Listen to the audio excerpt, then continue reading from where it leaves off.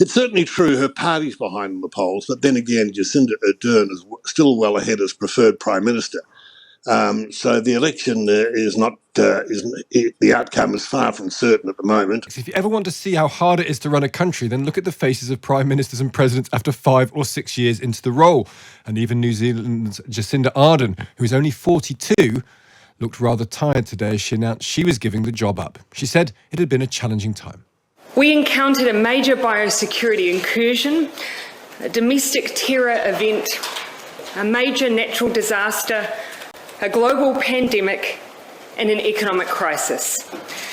But I'm not leaving because it was hard.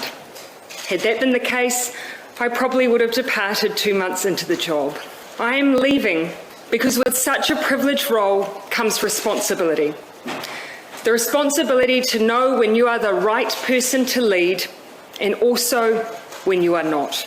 I know what this job takes, and I know that I no longer have enough in the tank to do it justice. Bernard Lagan is the Times' correspondent in Australia, covers New Zealand as well. Morning, Bernard. Good morning. She says she doesn't have enough in the tank, but does she not have enough in the prospective ballot box? I'm sort of willing to take her at a word on this. I think that she genuinely is pretty tired and desperately wants to get married. She's been trying to get married to her partner, Clark Gable, for about 2 years, and every time they've set a date, something's got in the way. I think the other factor is their daughter. She is 4 years old and turns 5 and starts school very soon. And I think Jacinda Ardern wants to be around for that as well. It's certainly true her party's behind in the polls, but then again, Jacinda Ardern is still well ahead as preferred Prime Minister. So the election the outcome is far from certain at the moment. The opposition leader is a very well-known figure in New Zealand, Christopher Luxon. He used to be general manager of the CEO of Air New Zealand.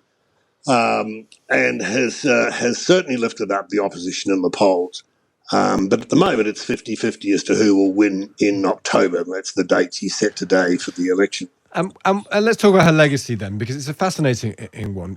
She won in a landslide, was tremendously effective as a politician, and then had COVID to deal with. And either she protected lives in New Zealand over a vast period of time and sort of steered them through this crisis, or she was one of the leading representatives of the shutdown, lock-in movement across the world, which may have gone on too long in New Zealand. How will she be judged? Is it COVID the first thing people will say in the first line of her political obituary?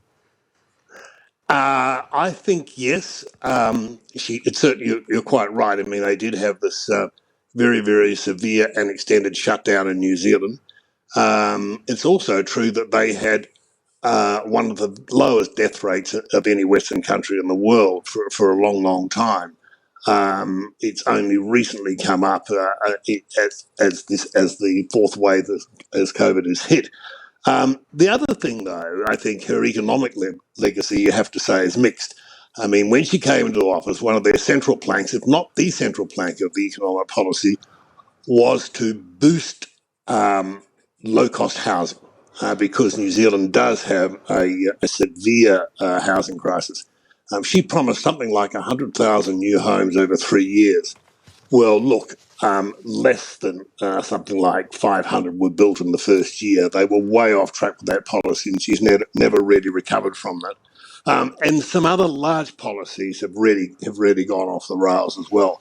I mean, look, there's a rather big policy. New Zealand's water infrastructure is very old. And also there is a problem with pollution of natural rivers because of the dairy industry. That has not worked out well at all. That policy, it has been delayed. They've sold it very badly.